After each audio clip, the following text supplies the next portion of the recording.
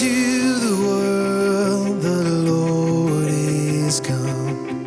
Let earth receive her King. Let every heart prepare him room. And heaven and nature sing, and heaven and nature sing, and heaven and nature sing. We will sing, sing, sing. Joy to the world. We will sing, sing, sing.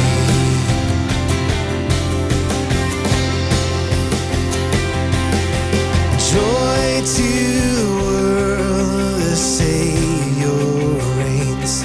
Let men their songs employ, while fields and floods, rocks, hills, and plains repeat the sounding joy, repeat the sounding joy, repeat, repeat the sounding joy. Sing, sing, sing. We will joy to the world. We will sing, sing, sing.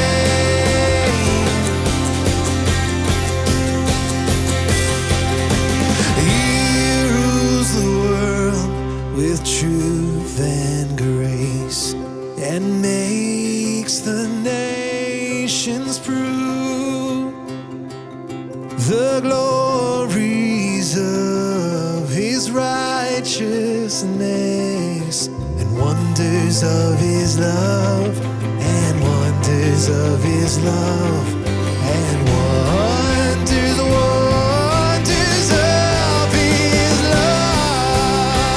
Yeah. We will sing, sing, sing.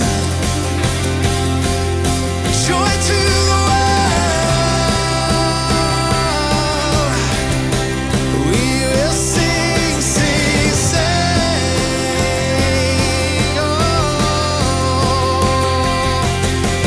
Joyful, joyful, we adore thee, God of glory, Lord of light.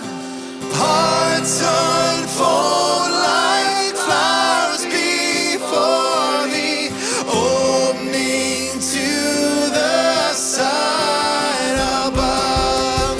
Joyful, joyful, we adore thee, God of glory, Lord of love. Hearts unfold like flowers before thee, opening to the sight above.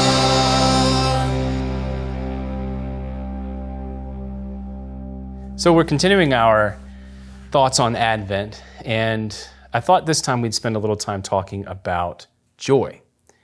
And one of the things that brings me a lot of joy this time of year is actually decorating the Christmas tree. And so my wife and I, we've given each other ornaments over the years, and the cool thing is that when we pull them out each year, we have memories that are attached to them. So some of them celebrate when we got married, some of them when we had kids. One of my favorites is actually the Chinese takeout box, because that's one of my favorite things to eat. She also gave me a taco ornament, which is like, yes, you're the best. But what I love is it's the time to look back and just to remember all of the incredible things that make our story as a couple and as a family amazing. They're the things that we love. What I think is interesting is that we hang those ornaments on a tree that's an evergreen, and it's a tree, that is supposed to be green essentially all year round. And I wanted to take some time actually and read from the book of Isaiah a place where we actually hear about evergreens showing up, because I think it's really neat what we hear from that. So in Isaiah 55, verse 8, it says, "For my thoughts are not your thoughts, neither are your ways my ways, declares the Lord. As the heavens are higher than the earth, so are my ways higher than yours, and my thoughts higher than your thoughts. And as the rain and the snow come down from heaven and do not return to it without watering the earth and making it bud and flourish, so that it yields the seed for the sower and the bread for the eater, so is my word that goes out from my mouth. It will not return to me empty, but will accomplish what I desire and achieve the purpose for which I sent it. You will go out in joy and be led forth in peace. The mountains and hills will burst into song before you, and all the trees of the field will clap their hands. Instead of the thorn bush will grow the juniper, and instead of briars the myrtle will grow. This will be for the Lord's renown, for an everlasting sign that will endure forever." And what I think is really cool is that it says instead of a thorn bush will grow the juniper. So it's shifting from a plant that wouldn't be green year-round, right, to an evergreen. It's this idea that God is trying to convey to his people, this is a forever thing that I'm promising you. What is forever? You will go out in joy and be led forth in peace. And the mountains and hills, all of creation is going to celebrate that. I think this time of year, it's really important for us to remember that this was a joyous occasion. In fact, when the angels came to the shepherds, they said, we have good news that will bring joy to everyone. And it's that Jesus is born. But why does it bring joy? I think the first thing for us to think about is, what is joy? What is it bringing, if it's bringing joy? And I've heard a lot of people have different takes on joy, but what I would say is that, to me, joy is when the eternal intersects with that which is, finite and has an end.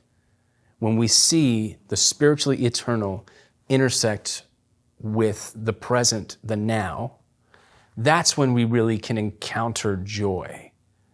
And so we actually probably think of happiness when we think of joy. So I'm so overjoyed. Well, really what we're experiencing is that our circumstances allow us to be happy. And so we kind of equate that with joy because we're feeling kind of God's nudge in that moment. And I don't think that's untrue. I do think we're experiencing joy. But if joy is really when the eternal is encountering us in the now, well, we can have joy when our circumstances don't seem like we should. That is, we can have a calm and a peace that really is a joy that's on the inside. It's the idea that the eternal has tied itself to our internal. And because of that, our external can really show that we are at peace, even amidst really crazy circumstances. And so why is it good news that Jesus is here? Well, because Jesus isn't coming to be what we would perceive as an external king. He's not going to be the David that we thought. When we invite Jesus into our hearts, what we do is we invite that comfort and that calm and peace to grow inside of us so much that it has to come to our external. It has to pour out of us. And so even though the circumstances, which this year really have been tough to deal with, even though they're very real, the joy that grows inside us pours out of us, and we're able to express that peace to those around us because of the one who comes on Christmas Day. Take comfort in that, Calvary, knowing that Jesus has come to live with us on the inside so that our outside can express the overflow of joy and celebration, knowing that we're finally united with the eternal God and can live in the wholeness that we were meant to.